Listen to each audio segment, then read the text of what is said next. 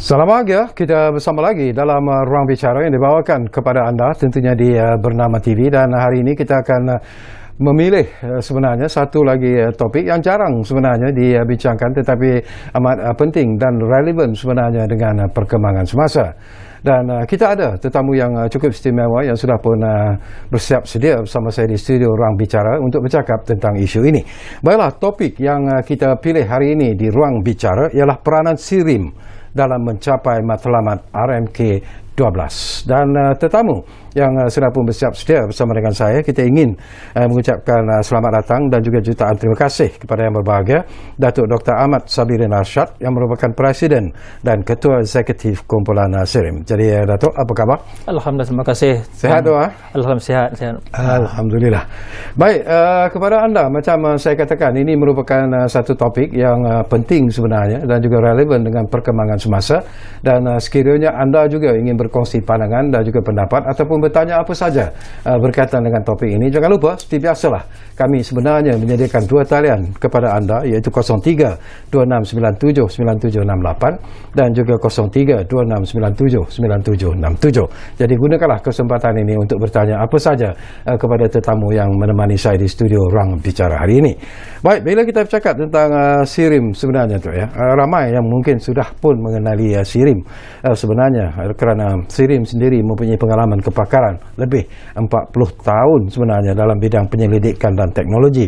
Jadi mungkin menarik jugalah kalau kita kongsikan dulu bersama dengan Datuk tentang peranan utama SIRIM di Malaysia ini. Barangkali Datuk boleh kongsikan. Okey, terima kasih Syakawi. Sebenarnya SIRIM ni penubuhannya kita sebenarnya adalah sebuah syarikat milik penuh kerajaan Malaysia di bawah Menteri Kewangan diperbadankan.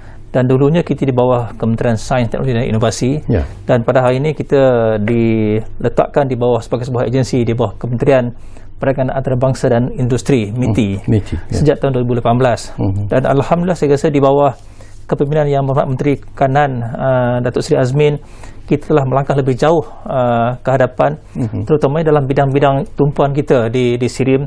Satunya adalah penyelidikan perindustrian, teknologi dan pengkomersialan. Nombor dua adalah dari segi pensijilan, pengujian dan juga pemeriksaan, testing, inspection dan certification. Nombor ketiga adalah pengukuran dan penentukuran.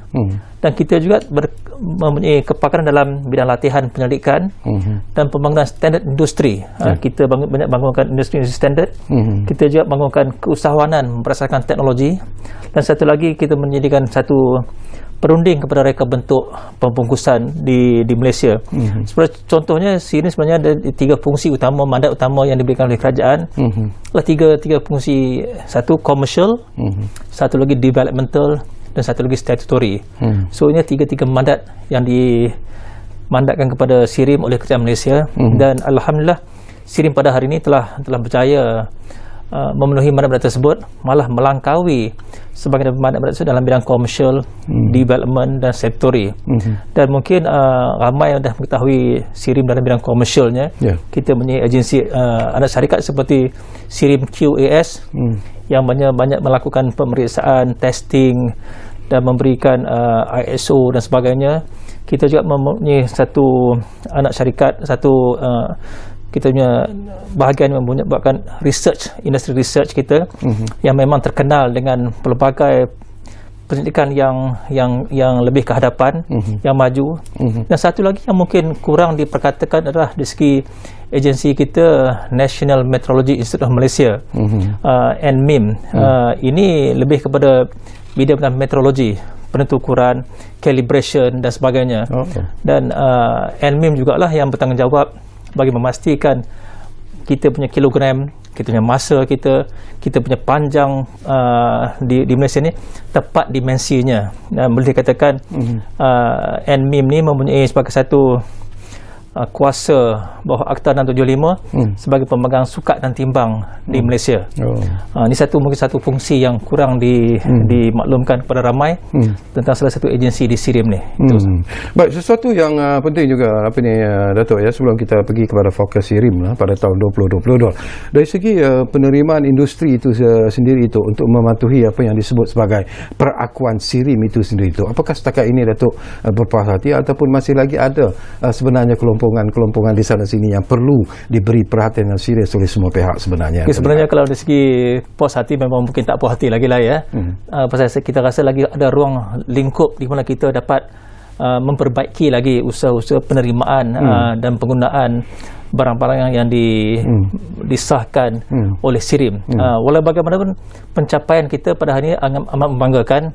Berkaitan hampir ke semua barang elektronik yang mandatory, semuanya telah disahkan oleh industri. Satu cabaran kita pada hari ini bila kita banyak mengimport barang-barang daripada luar. Dan barang-barang ni banyaknya mempunyai, sekiranya dia mandatory, tak ada masalah. Isu di sini sekiranya dia voluntary, bukannya secara sukarela. Jadi kita nak pastikan consumer kita selamat memakai atau membeli barang-barang yang berkualiti.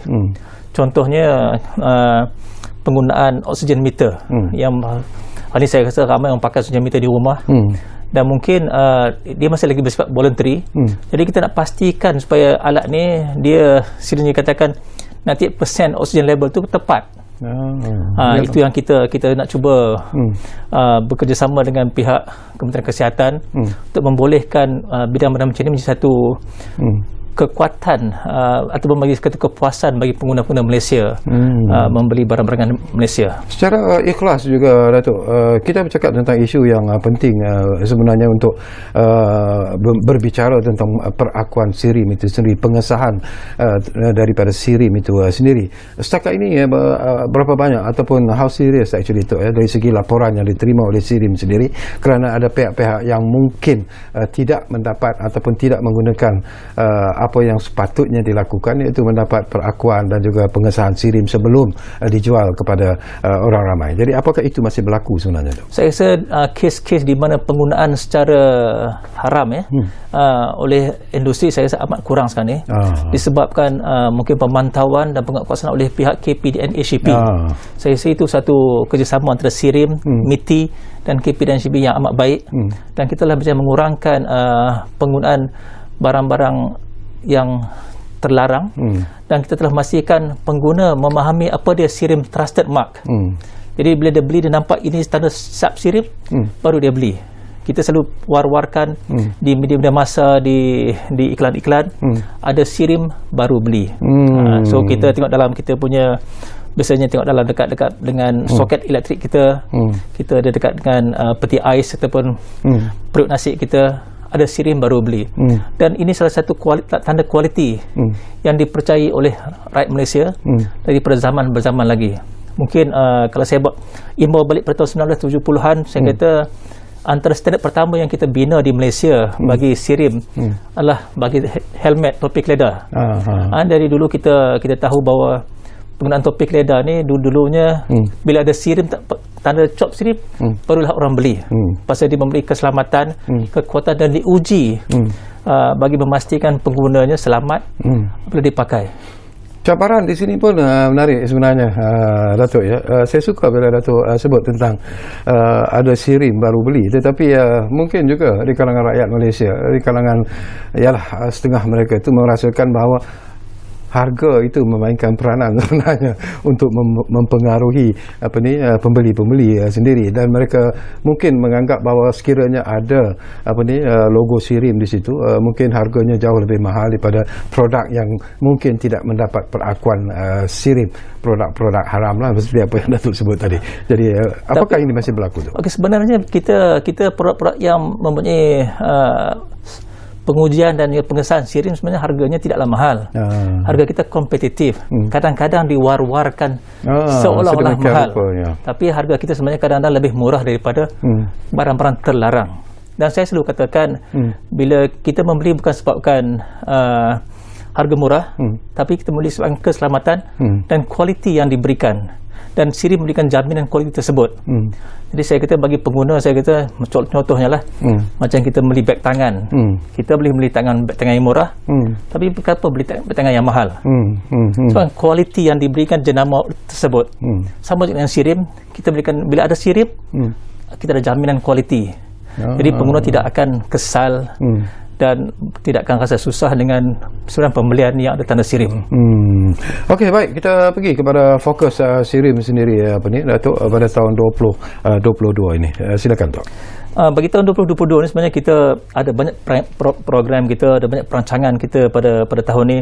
Bagi kita inilah tahun baru mula balik ke secara fizikalnya di pejabat selepas lebih 2 tahun secara online, secara kita di bekerja secara maya. Dan pada tahun ni kita insyaAllah kita akan memperkenalkan 60 produk baru, new products daripada oleh SIRIM QS International. Dan juga inovasi yang dibangunkan oleh SIRIM Industrial Research. Ini ada 2 agensi kita di bawah SIRIM yang kuat, SIRIM QS International dan juga teknologi dan inovasi oleh SIRIM Industrial Research. Pada masa sini juga kita akan memperhebatkan lagi usaha-usaha pendigitalan, digitalization. Kita yakin bahawa effort to digitalize the organisation is an important element. Dan dia akan mempercepatkan tempoh delivery. Kita nak mempercepatkan tempoh delivery, kita nak memaksimalkan pengalaman customer experience. Kita nak memastikan segala perolehan yang disampaikan pada SIRIM dari segi HR-nya, dari segi procurement-nya, dan akhirnya kita nak mewujudkan satu perdagangan bagi mewujudkan satu SIRIM Mall. Dan ini kita nak. Dan satu lagi yang kita war-warkan, yang kita amat looking forward for 2022 ni adalah pembangunan frontier teknologi. Kita nak bangunkan satu teknologi yang melangkaui zaman, avant-garde, dan di sinilah SIRIM akan menerajui, akan menjadi champion kepada bidang-bidang IoT, data, big data, blockchain dan sebagainya. Dan SIRIM juga akan terus memperhebatkan aktiviti dalam pembangunan smart manufacturing. Dan insyaAllah pada pertengahan tahun ini kita akan membangunkan satu what we call sebagai satu Smart Manufacturing Experience Center, SMAC, di Bukit Jalil. Dan bagi smart manufacturing ini kita akan melihat ekosistem secara keseluruhannya. Bukan because the most important thing is not just about the end products, but the entire value chain. Kita nak memastikan Malaysia berupaya untuk mengubah daripada AR 1.0 hari ini ataupun 2.0 kepada AR 4.0. Itu yang kita nak memastikan industri bergerak maju. Mungkin pergantungan kepada buruh-buruh rendah, skill yang rendah dikurangkan, dan kita fokus kepada skill high skill level. Dan dari segi standard pula, SIRIM memang terkenal dengan penggunaan standard, industri standard. Dan kita insyaAllah tahun ini kita akan membangunkan beberapa lagi standard industri. Satu lagi untuk kereta api, dan baru-baru ini kita telah bersama dengan Civil Aviation Authority of Malaysia, CAAM, untuk membangunkan SOP bagi zon penerbangan drone. Drone kan menjadi satu elemen yang penting dengan adanya pelbagai aktiviti. Jadi kita sekarang ni kita membangunkan satu SOP yang akan dipatuhi oleh semua pemain drone di Malaysia. Dan kita tahu Malaysia sekarang ni, this is the new things for the country. And we want to be the ones setting the standard for the industry to follow. Kenapa ini perlu dilakukan sebenarnya, tu, terutamanya kepada pemain-pemain drone ini tadi? Kenapa peraturan ini perlu dipatuhi? Satu contohnya, kita nak memastikan di manakah tempat di mana drone dapat beroperasi dengan selamat untuk tanpa menghalang daripada aviation. Kita ada aviation, kita ada di segi drone, dipastikan ruangnya tidak dia ruang yang berpisah. Kita nak memastikan keselamatan penggunaan. Satu lagi, kita nak memastikan drone-drone yang digunakan tidak digunakan untuk tujuan-tujuan yang salah. Contohnya, kita tidak mahu drone-drone ini digunakan untuk terbang di kawasan contoh seperti Bukit Aman atau Putrajaya untuk tujuan-tujuan pengintipan, ataupun terbang di kawasan-kawasan dengan lapangan terbang. Ia akan membahayakan pesawat yang turun dan naik. So di segi zon penerbangan drone ini adalah penting untuk dibangunkan, untuk memastikan drone beroperasi dalam keadaan yang dikawal. Sekarang ni kalau kita lihat perkembangan terkini, bila kita bercakap tentang penggunaan drone tu di sebelah utara khususnya lah di Kedah, saya difahamkan mereka sudah mula menggunakan drone ini untuk urusan pertanian di sawah padi, untuk baja dan sebagainya. Apakah itu sebenarnya tidak melanggar SOP yang ditetapkan oleh SIRIM sebenarnya? Bagi kita memang sedia maklum mengenai adanya penggunaan drone di bahagian utara, menggunakan bagi pembajaan, bagi penanam padi dan sebagainya. Dan ini sebenarnya itu telah dilakukan awal, tapi sekarang ini kita telah memastikan semua pengguna drone mengikut SOP yang ditetapkan. Jadi kita rasakan ini penting, kita memastikan kawasan pertanian contohnya, drone tidak terbang dekat dengan kawasan lapangan terbang. Contohnya di Alostar di Kedah. Dan kita nak pastikan dia tak terbang tinggi untuk dilanggar oleh pesawat yang naik dan turun.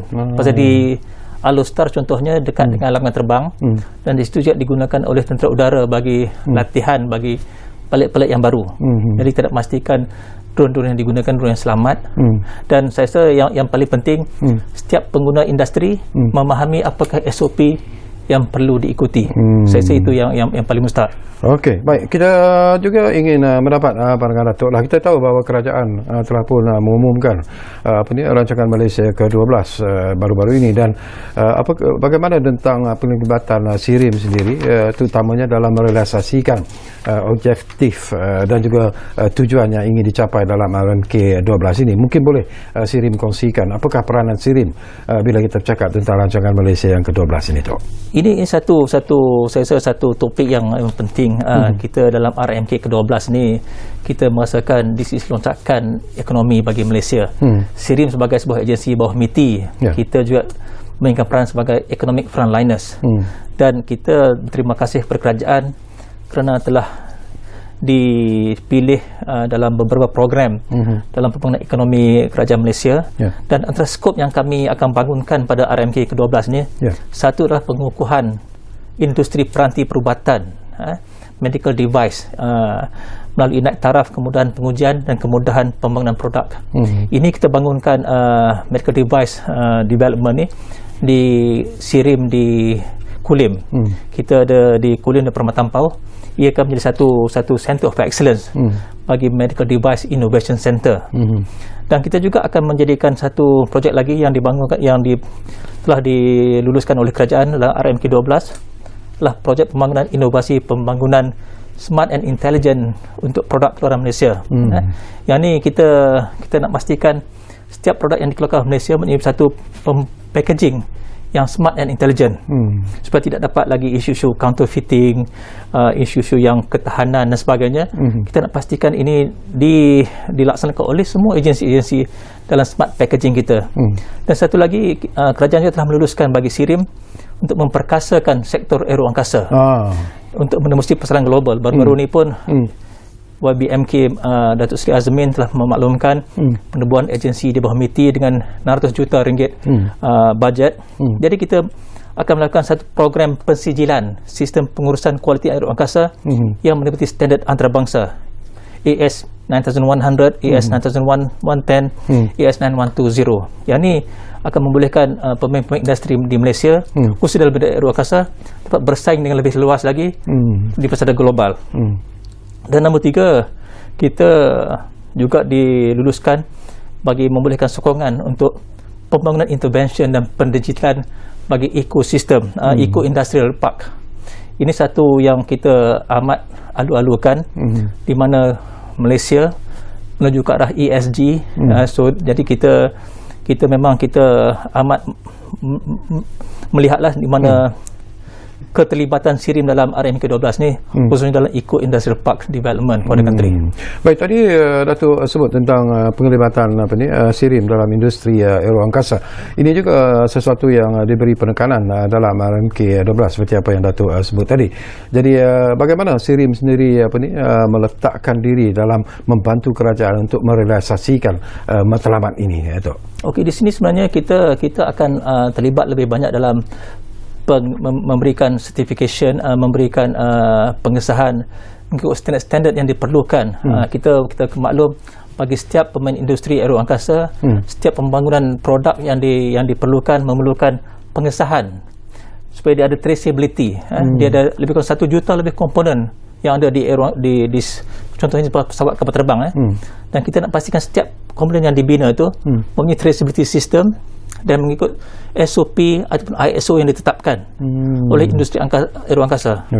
Pasal kita kena faham sekiranya berlaku kemalangan dan sebagainya, traceability amat penting untuk melihat di manakah kesilapan ataupun masalah yang telah berlaku. Jadi SIRIM insya-Allah dalam program pengesahan sistem pengurusan kualiti aeroangkasa ni, kita akan memastikan pemain-pemain industri kita mengikut piawaian antarabangsa yang diterima pakai oleh semua. Malahan kita bekerjasama dengan United Kingdom supaya kita punya, pasal di Malaysia belum ada lagi ISO sendiri, jadi kita menggunakan pakai standard antarabangsa yang telah kita persetujui, dan insya-Allah ini akan membolehkan pemain industri kita menerusi terus menjual produk-produk mereka ke peringkat global. Itu kita punya harapan, meningkatkan ekspor Malaysia ke luar negara. Okey. Baik, Datuk, semakin menarik sebenarnya perbincangan ini, tapi seperti biasalah kita diarah untuk berehat dulu buat seketika. Dan kepada anda saya ingatkan lagi, kalau anda juga ingin berkongsi pandangan dan juga pendapat berkaitan dengan isu yang sedang kita bincangkan ini, gunakanlah seperti yang saya sebut, dua talian yang telah pun kami sediakan kepada anda. Saya ulangi sekali lagi, 0326979767 dan juga 0326979768. Kita rehat ruang bernama TV.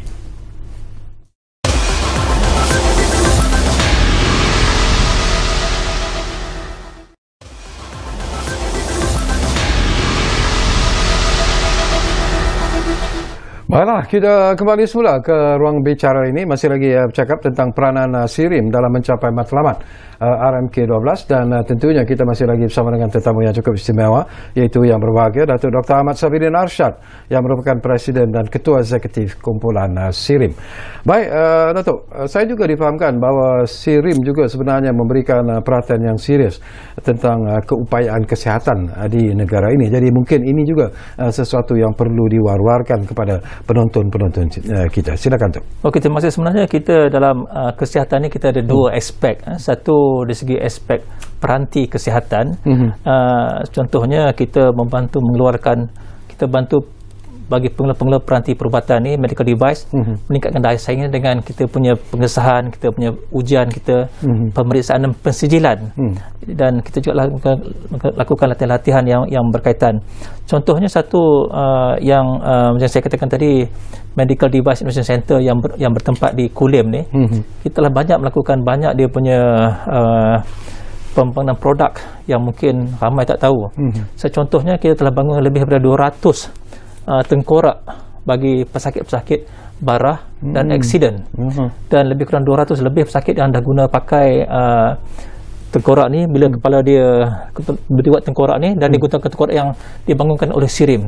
Jadi kita punya development team kita, dan kita juga selain daripada itu kita juga bangunkan hip replacement menggunakan tulang-tulang yang dibangunkan secara halal sepenuhnya oleh SIRIM di Malaysia. Misalnya kita memiliki tulang-tulang titanium yang diimport dari luar, tapi kali ini kita menggunakan tulang-tulang yang dibangunkan sendiri di SIRIM. Dan selain daripada tersebut, kita juga terus membangunkan dalam aspek bioteknologi. SIRIM yang mungkin sedia maklum juga, ramai sedia maklum, kita mempunyai satu ujian, satu makmal yang paling komprehensif di Malaysia bagi testing and validation of vaccine. Jadi kita telah melakukan banyak, kita telah bantu pihak Kementerian Kesihatan bagi mengesahkan vaksin selamat digunakan oleh rakyat Malaysia. Dan insya-Allah kita juga sedang berbincang dengan pihak Kementerian Sains, Teknologi dan Inovasi melalui agensi National Institute of Biotechnology Malaysia, sebagai satu Center of Excellence bagi membangunkan vaksin untuk negara. Ini akan diterajui oleh MOSTI, tapi SIRIM menjadi salah satu pemain yang penting dalam pembangunan ekosistem ni, insya-Allah. Dalam mencapai matlamat ini, kadang-kadang ramai juga yang bertanya sebenarnya, Tok, ya, kepakaran yang digunakan, apakah ianya 100% kepakaran daripada negara kita, ataupun kita membawa masuk pakar-pakar daripada luar untuk membantu SIRIM dalam melaksanakan pelbagai program seperti yang meningkatkan keupayaan kesihatan sebagai satu contoh, Tok? satu lagi mungkin yang saya jemput ramai ke SIRIM untuk melihat pakar-pakarannya adalah pakar-pakar rakyat Malaysia. Memang pakar-pakar tempatan. Memang rakyat Malaysia yang mempunyai kepakaran bertahun-tahun lamanya dalam bidang penyelidikan dan pembangunan. Dan saya rasa ini satu yang boleh dibanggakan. Mungkin orang rasakan kita menggunakan teknologi dari luar, kita menggunakan kepakaran luar, tapi sebenarnya anak-anak jati Malaysia yang membangunkan teknologi, yang melakukan research bertahun-tahun lamanya, and kepada kita this ada unsung hero. Betul. Ini yang pemain di belakang tabir yang banyak melakukan kerja-kerja, dan kita lihat di sana ujian-ujian dilakukan dengan arnabnya, dengan tikusnya, dan kita bekerjasama dengan Kementerian Kesihatan untuk melakukan testing yang seterusnya. Jadi saya rasa di sini ujian dilakukan paling komprehensif. Malahan kita punya macam mask yang saya pakai ni. Kita punya satu ujian yang kita gunakan bagi memastikan mask yang digunakan tidak dapat dilepasi oleh virus yang lebih kecil daripada COVID. Jadi macam mas saya ni tak tahu dia. Kalau dia kena desah oleh SIRIM baru boleh. Diluluskan oleh SIRIM. Itu nanti saya cek. Dia kena luluskan oleh SIRIM. Jadi kita nak pastikan pengguna-pengguna bukan setakat pakai mask yang cantik, tapi dia pakai mask yang selamat digunakan. Jadi sekarang ni kita memang memberikan aspek penting keselamatan, dan malahan kita dah maklumkan pada ramai, malah Perdana Menteri pun telah memakai mask SIRIM yang diluluskan oleh SIRIM. Pasal kita amat yakin ini perlu untuk keselamatan pemimpin dan semua rakyat Malaysia. Bila Datuk sebut tentang emas ni yang dijual di pasaran-pasaran kita dengan begitu meluas sekali, dengan harga yang ialah berpatutan dan sebagainya, apakah itu mendapat kelulusan SIRIM ataupun tidak sebenarnya? Ada yang dapat, ada yang tidak dapat. Macam kadang-kadang dikatakan kenapa SIRIM tidak buat apa-apa. Sebenarnya itu luar bidang kuasa kita. Kita cuma memberikan pengesahan mengenai produk emas contohnya, tapi dari segi bukan satu mandatory. Ada yang memakaikan emas daripada fabrik, sebabkan dia tidak punya satu mandatory, dia cuma keperluan memakai emas, tapi bukan memakai emas yang mempunyai pengesahan oleh SIRIM. Seperti macam topik ledah tu mesti ada pengesahan SIRIM, tapi emas belum sampai ke situ lagi.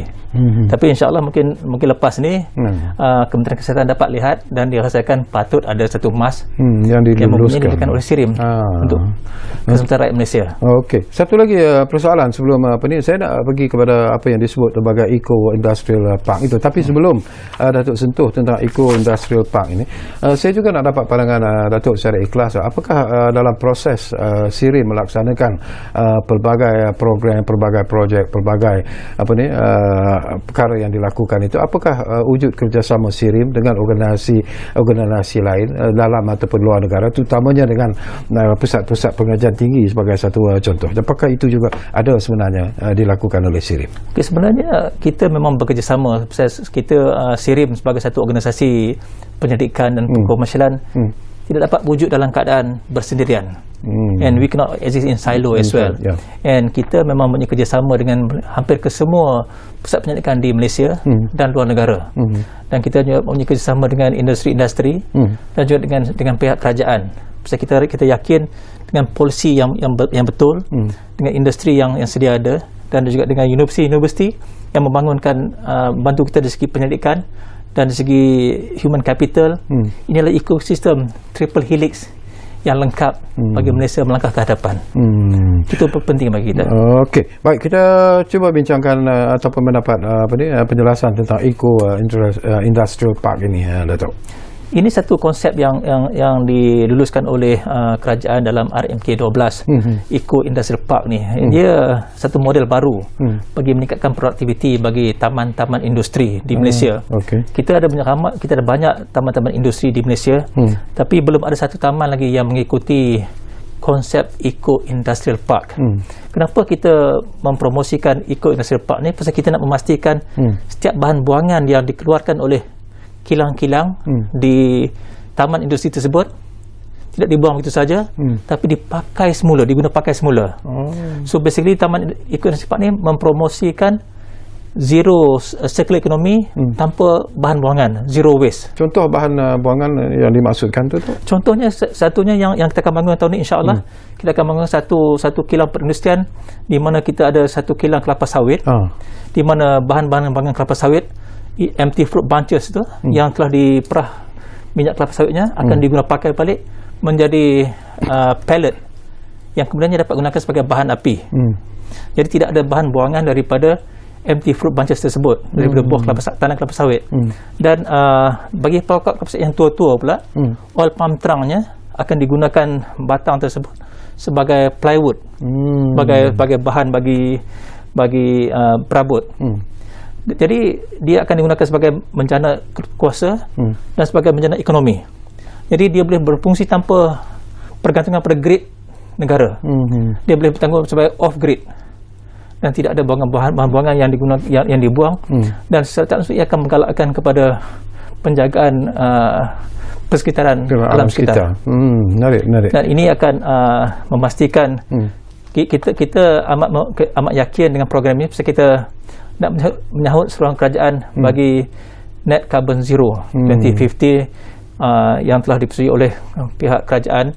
Dan kita ingin membantu kerajaan dari segi carbon kreditnya, carbon tradingnya, untuk memastikan bahawa segala yang dijana ni memberi bantu kepada kerajaan balik pada masa depan, insyaAllah. Apakah program ini sudah pun dilaksanakan ataupun masih lagi dalam proses untuk melaksanakan? Kita telah melaksanakan pada peringkat kecil-kecilan, tapi pada tahun 2022 ni kita akan melaksanakan pada tapak yang lebih besar, seluas 100 ekar, insyaAllah akan dirasmikan nanti, akan dimaklumkan dengan lebih besar lagi. Tak tahu di negeri manalah, itu rahsia lagi lah. Masih lagi rahsia. Negeri Sulawesi ada tapi masih lagi rahsia, dan insyaAllah nanti akan dimaklumkan. Alhamdulillah. Baik, satu lagi yang menarik jugalah, ialah SIRIM dalam rancangan Malaysia ke-12 ini dikatakan juga akan membantu usahawan-usahawan mikro, kecil dan sederhana ini sebagai pemacu baru pertumbuhan. Apa yang dimaksudkan sebenarnya? Apa yang akan dilakukan oleh SIRIM? Sebenarnya kita melihat kepada micro small businesses ni satu sumber ekonomi yang bagi kita adalah satu fundamental untuk ekonomi. Bagi MSME ataupun SME ni bagi kita adalah satu ekonomi yang paling penting, yang patut diberikan perhatian oleh kerajaan Malaysia dan oleh industri juga. Pasal kita lihat sekarang ni kebergantungan kita lebih kepada FDI. FDI bagi kita, sekiranya FDI ni keluar daripada negara kita, ekonomi kita akan jatuh. Jadi kita nak bangunkan MSME kita, nak bangunkan SME kita bagi mengukuhkan fundamental ekonomi di Malaysia. Dan di sini juga akan memberikan peluang pekerjaan yang lebih baik, dan kita memberikan banyak latihan-latihan. Kita ada program-program Groom Big, kita bekerjasama dengan SME Corp, kita bekerjasama dengan MITI, MIDA dan sebagainya untuk membangunkan sektor ni. Sebab kita rasakan ramai anak-anak muda di Malaysia patut diberi peluang bekerja di Malaysia dan mendapatkan penggajian yang lebih baik lagi daripada luar negara. Itu kita punya harapan. Okey, secara keseluruhannya bila kita melihat kepada RMK 12, bagaimana SIRIM sendiri, Datuk dan rakan-rakan di SIRIM sendiri melihat apakah manfaat rancangan Malaysia ke-12 ini yang perlu sebenarnya diberi perhatian oleh rakyat Malaysia secara keseluruhannya tu? Bagi RMK 12 ni, bagi kami di SIRIM, kita melihat poin ini salah satu, kita ada crossroad, kita di persimpangan jalan, dan kita haruslah mempunyai komitmen untuk meninggalkan cara lama bekerja dan menuju ke arah pendigitalan. Itu pasal saya katakan tadi saya katakan SIRIM untuk melangkau kepada peranti teknologi. Jadi saya pun menyeru kepada semua rakyat Malaysia kena berani untuk mempelajari benda-benda baru. And selalu saya katakan we need to learn new things to remain relevant. Sekiranya Malaysia tidak mahu menjadi dinosaur, kita harus menjadi satu pemain industri yang kehadapan. We are no longer the followers. We should be the leaders of the industry. And saya rasa RMK 12 begitu ambitious, dan tapi kita perlukan satu program yang ambitious bagi memastikan negara dipacu ke satu ekonomi yang lebih kental dan lebih kukuh pada masa depan. Bila Datuk sebut tentang satu ekonomi yang lebih kental dan maju ke depan, we are talking about the digital economy seperti apa yang diwar-warkan oleh kerajaan ketika ini tu, ya. Apakah Datuk melihat bahawa kita boleh mencapai apa yang dimaksudkan, dan apakah rakyat sendiri, masyarakat sendiri dan industri sendiri memahami apakah yang dimaksudkan dengan the so-called digital economy itu tu? kita dari segi kita punya exposure dan segi engagement kita dengan industri, banyak dah yang memahami apa dia pendigitalan. Peri pentingnya dilakukan digitalization oleh industri, dan bagi graduan pun melihat kepentingan bagi mereka memberikan penekanan baru bagi bidang-bidang digital. Digital tidak semestinya seseorang graduan tersebut dalam bidang computer science. Kita mengatakan bahawa sesiapa saja yang mempunyai kebolehan atau keberanian untuk belajar benda baru boleh menceburi dalam bidang digital, dan tidak semestinya menjadi seorang programmer dan sebagainya, tapi banyak lagi aspek-aspek pendigitalan yang boleh diterokai. Dan kita katakan dalam bidang contohnya blockchain. Dalam bidang blockchain baru ni sedang kita lakukan satu blockchain bagi traceability untuk durian king, musang king. Kita nak pastikan musang king yang dieksport ke luar negara itu adalah musang king yang tulen, dan kualiti yang disahkan, bukannya yang tidak disahkan ataupun dalam tempat yang tidak dibenarkan oleh negara-negara asing. Jadi kita nak pastikan apa yang diberi satu ekosistem, jadi yang kita panggil di situ musang king orchard to consumer. Jadi di segi blockchainnya ada pemain agriculture-nya, ada pemain codingnya, programmernya, ada pemain perniagaannya, tapi ekosistemnya adalah sistem digital. Jadi mau tak mahu saya rasa kita kena ada keterlibatan. Saya rasa macam kita jugalah. Dulu kita biasa membaca surat khabar, tapi sekarang kita baca banyak news online. Dulu kita tak biasa pakai telefon touch screen, sekarang kita pakai telefon touch screen. Itulah adaptasi minda kita, adaptasi manusia bagi maju ke depan. Bila Datuk sebut tentang adaptasi kita ke arah maju ke depan itu sendiri, in terms of our education system, sistem pendidikan negara kita, ialah kerajaan dalam RMK 12 juga memberikan, ataupun dalam bajet yang telah pun diluluskan untuk 2022 itu juga memberi penekanan kepada pendidikan yang bersifat teknologi vocational ataupun TVET. Apakah Datuk melihat itu satu langkah yang perlu juga mendapat sambutan hebat daripada pelajar-pelajar kita, daripada masyarakat kita, supaya kita boleh beralih kepada satu arah seperti apa yang kita Datuk sebut tadilah, digital economy itu betul-betul tercapai sebenarnya. Betul. Sebenarnya dalam untuk pekerja masa depan, mungkin lagi kita tidak perlukan pekerja yang dilatih secara lama. Kita memerlukan TVET memiliki peranan yang penting dalam pembangunan sesebuah negara pada masa depan.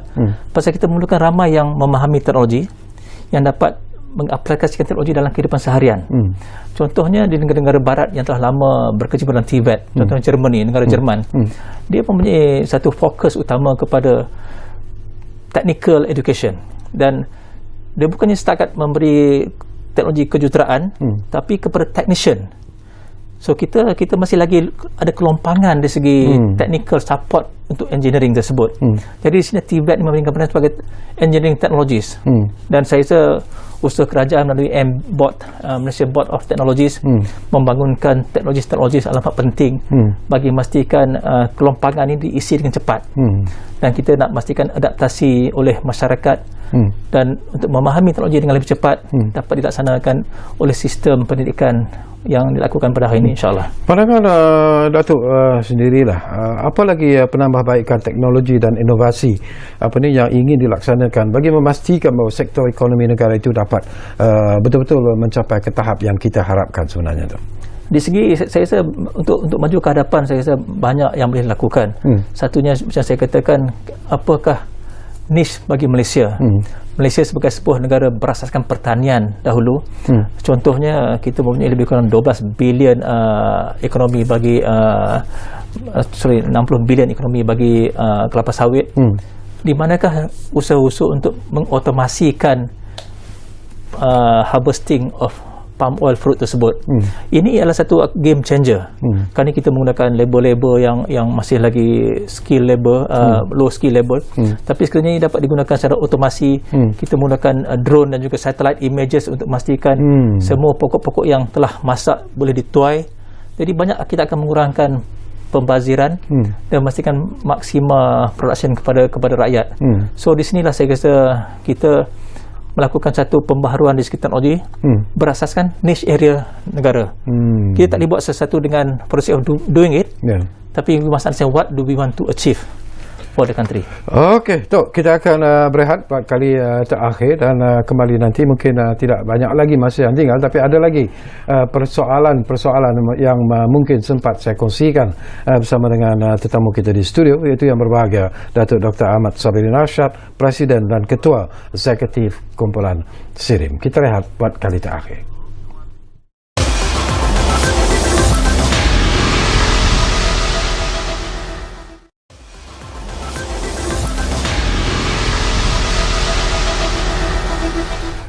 Baiklah, terima kasih banyak-banyak kalau anda masih lagi bersama kami sebenarnya di Ruang Bicara yang kami bawakan kepada anda di Bernama TV ini, dan kita masih lagi bercakap berkaitan dengan peranan SIRIM dalam mencapai matlamat RMK 12. Baik, Datuk, tadi saya teringatlah di awal-awal perbincangan kita tadi, Datuk membangkitkan tentang kajian yang dibuat oleh SIRIM sendiri dalam bidang vaksin. Nah, ini pun sesuatu yang penting dan menarik sebenarnya. Dan bila kita sebut tentang vaksin ini sendiri, apakah tumpuan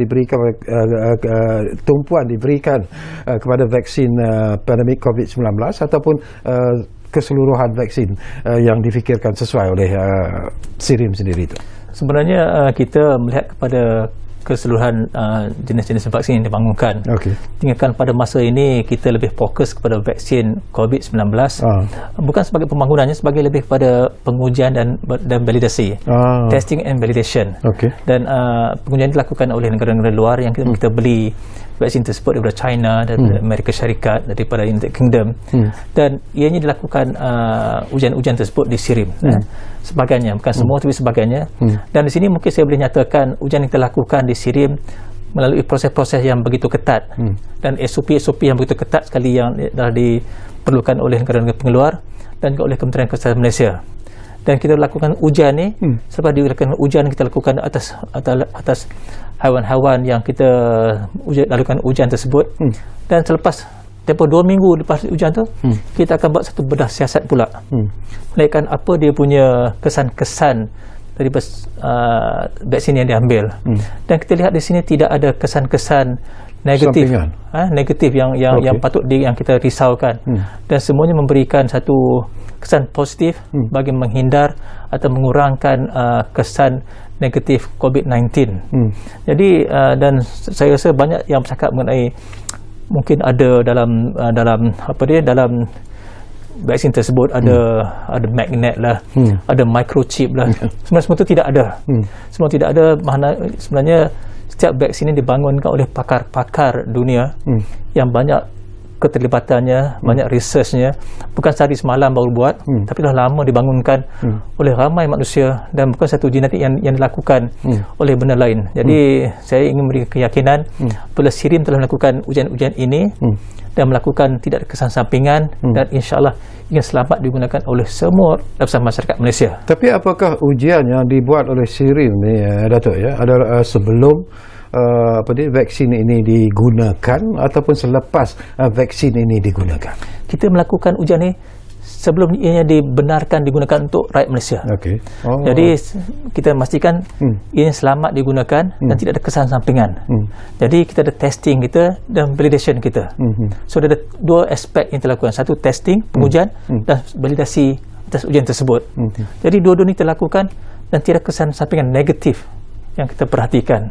Jadi kita yakin bahawa Malaysia, saya terima kasih kepada kerajaan kerana yakin akan keberkesanan vaksin tersebut. Sebab satu ikhtiar kita untuk mencegah dan melawan COVID-19 pada hari ini. Okey, berlainan dalam media sosial ini pun sesuatu yang cukup penting sebenarnya itu untuk kita perjelaskan. Ada yang mengatakan bahawa memang mereka sendiri mengalami side effect ataupun kesan sampingan apabila mengambil vaksin, terutamanya the third dose itu ataupun booster itu sendiri. Apakah itu sesuatu yang berfakta ataupun lebih dimainkan oleh mereka yang bersifat anti vaksin sebenarnya?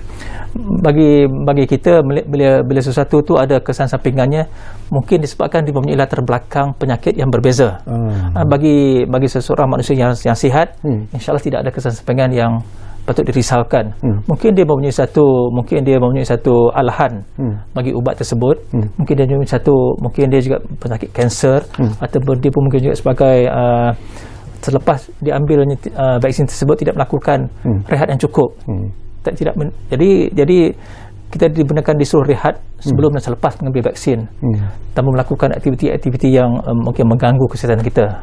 Jadi satu lagi, saya kata kebanyakan yang mengadu kesan sampingan biasanya mempunyai penyakit-penyakit yang memang sedia ada, dan ini memberi satu trigger effect balik tersebut. Tapi bukannya negatif, mungkin lepas hari 2 dia sembuh balik dan memberikan antibodi yang lebih kuat bagi penerima vaksin tersebut. Apakah proses yang dilakukan, iaitu proses ujian ataupun testingan, validation ini masih dilakukan oleh SIRIM bila kita cakap tentang vaksin itu? Ya, kita masih melakukannya lagi, dan masa hari ini kita bekerjasama dengan agensi-agensi penyelidikan kerajaan dalam menambah baikkan apa yang boleh dilakukan bagi Malaysia. So ujian ini memang berterusan, dan alhamdulillah pakar-pakar kita memang sentiasa sebagai, macam saya katakan, economic frontliner. Walaupun negara dilanda MCO dan sebagainya, mereka-mereka ini masih lagi masuk office, masuk pejabat, masuk makmal, memastikan rakyat Malaysia dijamin kesihatannya. Okey, kita hampir-hampir di penghujung ruang bicara sebenarnya. Datuk, ya, mungkin harapan SIRIM sendiri, terutamanya untuk menjadikan Malaysia ini terus makmur, inklusif dan juga mampan pada masa hadapan. Jadi mungkin kita dapatkan pandangan Datuk.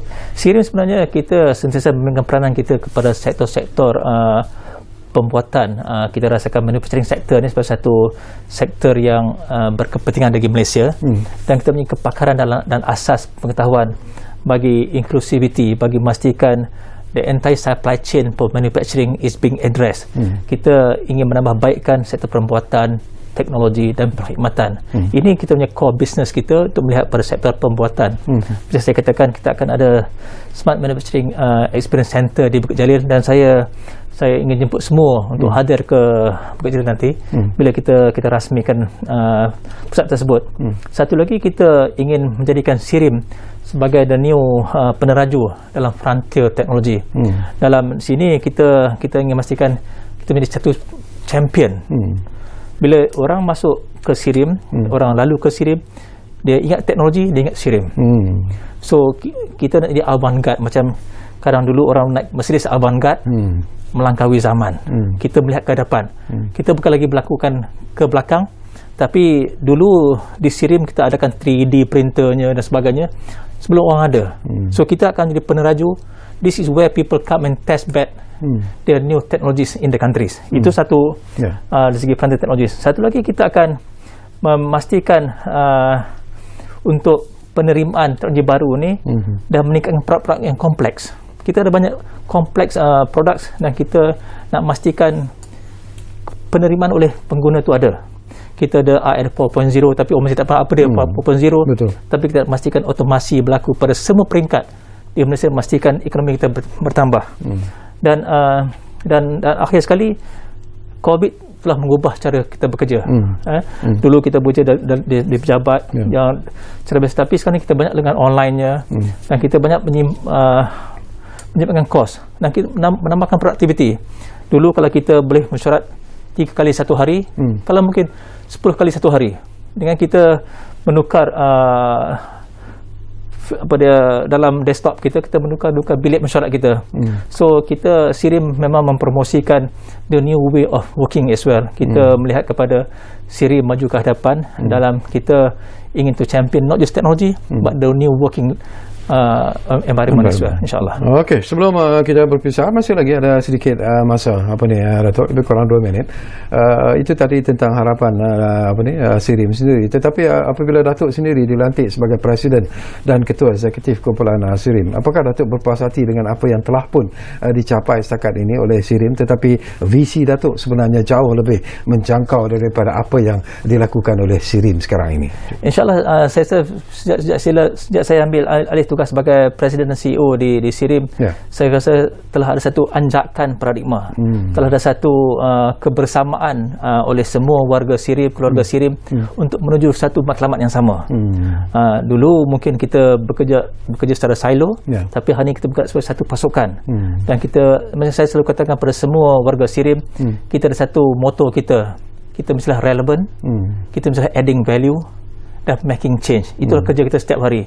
Kita untuk maju ke depan, kita relevant, menambah baikkan, adding value dan making change every day in our activities. Itu kita punya motto RAM.